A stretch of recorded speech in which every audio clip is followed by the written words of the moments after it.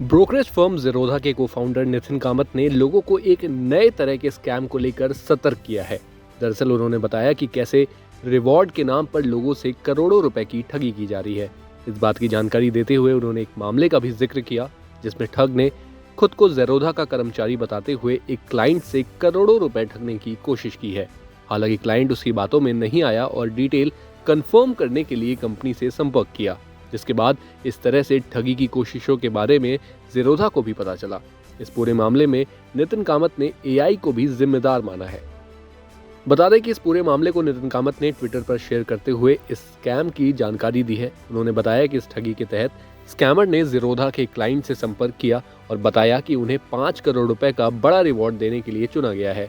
इसके लिए उनसे 1.8 लाख रुपए की रजिस्ट्रेशन फीस चुकाने को कहा गया।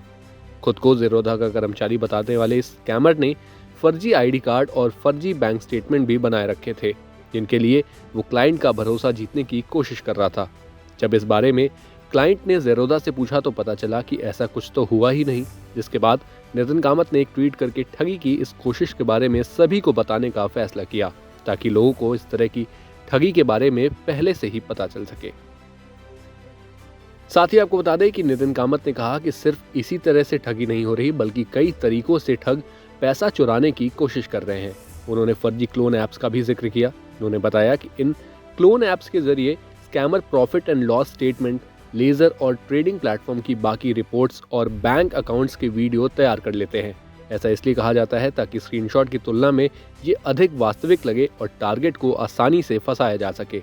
इन वीडियोस में स्कैमर्स दिखाते हैं कि किस तरह से ट्रेडर्स सक्सेसफुली ट्रेड करते हैं और मुनाफा कमाते हैं। उन्होंने ट्वीट में लिखा है कि अगर कोई डॉक्यूमेंट सीधे सोर्स से नहीं मिलता है तो उस पर शक जरूर होना चाहिए, और यही सही भी है।